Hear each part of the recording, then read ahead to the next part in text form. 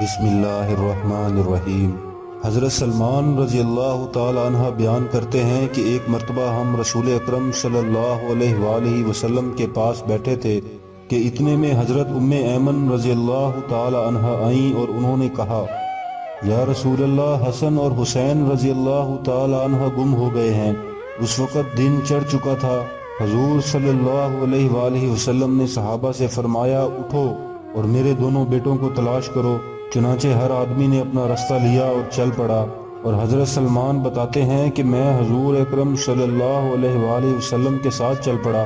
حضور اکرم صلی اللہ علیہ وآلہ وسلم چلتے رہے یہاں تک کہ ایک پہاڑ کے دامن میں پہنچے اور دیکھا کہ حضرت حسن اور حضرت حسین ایک دوسرے سے چمٹے ہوئے کھڑے ہیں اور پاس ہی ایک کالا ناگ اپنی دم پر کھڑا ہے جس کے منہ سے آگ کی چنگاریاں نکل رہی ہیں۔ حضور اکرم صلی اللہ علیہ وآلہ وسلم جلدی سے ناگ کی طرف بڑھے تو اس ناگ نے حضور صلی اللہ علیہ وآلہ وسلم کو دیکھا اور چل پڑا اور ایک سوراخ میں داخل ہو گیا۔ پھر حضور اکرم صلی اللہ علیہ وآلہ وسلم ان دونوں کے پاس گئے اور دونوں کو ایک دوسرے سے جدا کیا اور دونوں کے چہرے پر اپنا ہاتھ پھیرا اور فرمایا، میرے ماں باپ تم دونوں پر قربان ہوں، تم دونوں اللہ کے ہاں کتنے قابل احترام ہو۔ پھر ایک کو دائیں کندھے پر اور دوسرے کو بائیں کندھے پر بٹھا لیا۔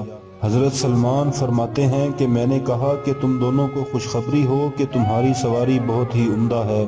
حضور اکرم صلی اللہ علیہ وآلہ وسلم نے فرمایا، یہ دونوں بہت عمدہ سوار ہیں اور ان کے والدین ان دونوں سے بھی بہتر ہیں۔